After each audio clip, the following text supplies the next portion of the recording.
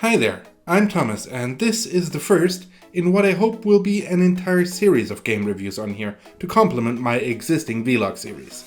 I don't have a name for this series nailed down yet, so for now I'll just call this Slim Gaming, as I'll be focusing on games that don't require a massive gaming rig to play. In today's pilot episode, I'll be looking at a game that has taken up more hours and caused more sleepless nights than I'd like to admit: Airport CEO. Developed by Swedish developer Apoapsis Games and launched on Steam Early Access in September 2017, the premise of this game is deceptively simple. You take over the running of a field of grass and develop it from a small general aviation airfield with a grass runway to a regional airport and finally into an international gateway to rival the likes of Frankfurt, Amsterdam or London Heathrow. Although, on second thought, don't be like Heathrow, please. To do this, you have full control of every aspect of airport development, and when I say every aspect, I mean it.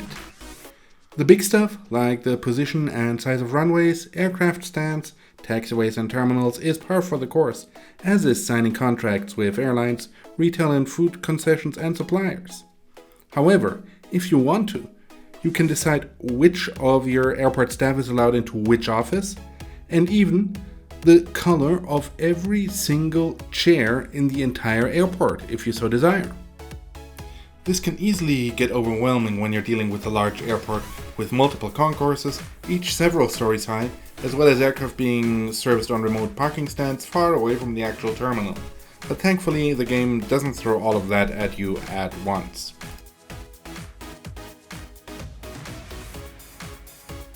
When you start your airport, you basically have access to the infrastructure you need to build a small general aviation airfield. Basically, a runway, a basic taxiway, and a few aircraft stands and a control tower. This enables you to handle private aircraft like the Beech Baron, Piper Cup, or the Cessna 172 Skylane. Even the smallest type of aircraft used for commercial flights, the so-called small aircraft, like Beech 1900Ds, Cessna 208 Grand Caravans, or the venerable de Havilland DHC-6 Twin Otter, require a commercial license, a terminal, and a dedicated fuel service, all of which need to be unlocked. Things really take off once you get to medium aircraft, which include the types that you all know and love, like the Airbus A320 or the Boeing 737 that many low-cost airlines shoehorn you into these days, when they're still flying, that is. They require longer runways, larger aircraft stands, ground service equipment, larger fuel tankers, pushback trucks, catering and aircraft cleaning services, and so on. However, the game doesn't throw all of these resources at you at once. Everything beyond the general aviation stage needs to be unlocked through an R&D or administration system, where basically your airport applies for a license to service certain aircraft or provide certain services. While the way this is done in-game is unique to Airport CEO, it does bear some similarities to the airport certification system operated by ICAO, the International Civil Aviation Organization. This R&D system requires staff that require dedicated office space, yet another thing that needs to be considered when building and laying out your airport and especially your terminal. While this may seem a bit onerous and arbitrary, it actually enhances the realism of the game quite a bit, especially since many management sims or tycoon games skip over that aspect completely.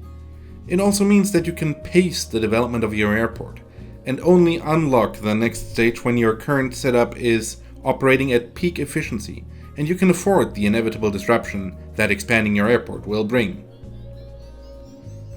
And you will need to expand. Any aircraft beyond the initial small planes mentioned earlier require dedicated infrastructure and longer runways that will likely not fit in your starting airfield, which means you'll have to purchase more land. At the same time, there's only so much land that you can buy, so that by the time you've gained the certification for the big boys in the game, the Boeing 747s and Airbus A380s, you'll have to think long and hard about where you'll put that third runway, its taxiways and aircraft stands, especially since the game currently doesn't allow for multiple terminals. Believe me, I've built myself into a corner more than once.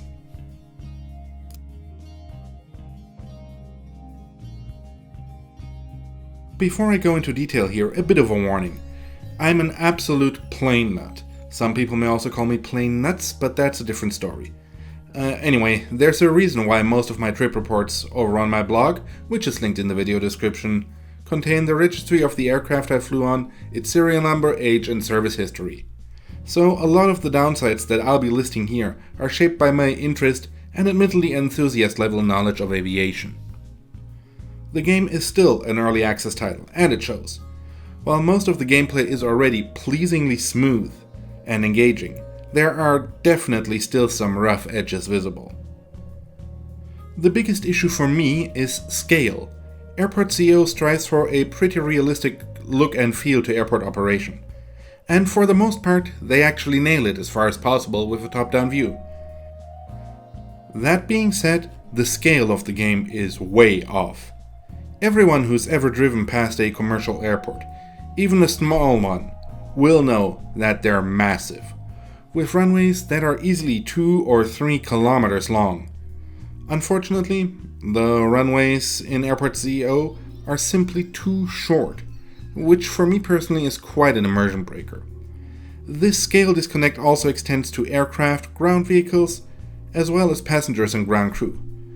They're all a bit large in relation to the aircraft, which again is a bit of an immersion breaker for me.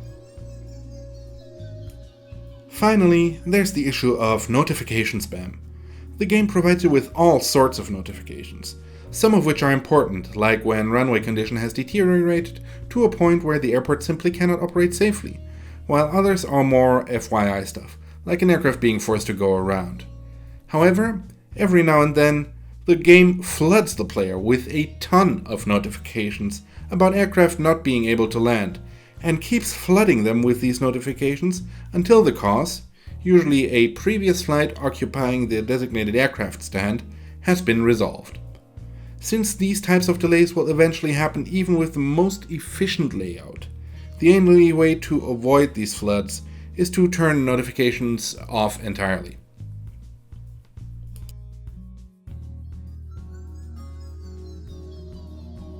Now, you might be under the impression that I don't really like the game because of all these issues that I just mentioned. However, nothing could be further from the truth.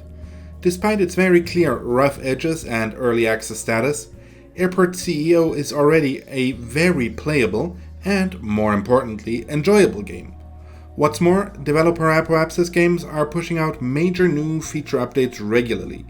Indeed, multiple terminals are slated to come with the next update, something that I personally cannot wait for. So, if you're in the market for an aviation-themed game to while away the lockdown period, but don't have a powerful gaming rig available to play the latest flight simulator, then Airport CEO is definitely the game for you. Now, if you'll excuse me, there's an issue with the baggage handling system that requires my attention. Anyway, that's my review of Airport CEO, a game that I can definitely recommend, and one of the best management/tycoon games currently out there. If you've played it, let me know in the comments below what you think of the game, and if you have any questions or any other games that you'd like me to take a look at next, also pop them down in the comment section. And that's all from me for today. Thank you very much for watching. If you enjoyed this video, please smash that like button, and if you don't want to miss any more of my reviews, or my regular vlogs that I publish every Monday, Wednesday, and Friday, please subscribe and be sure to turn on notifications. I'll be back on Monday with my regular vlog. Until then, take care and happy gaming!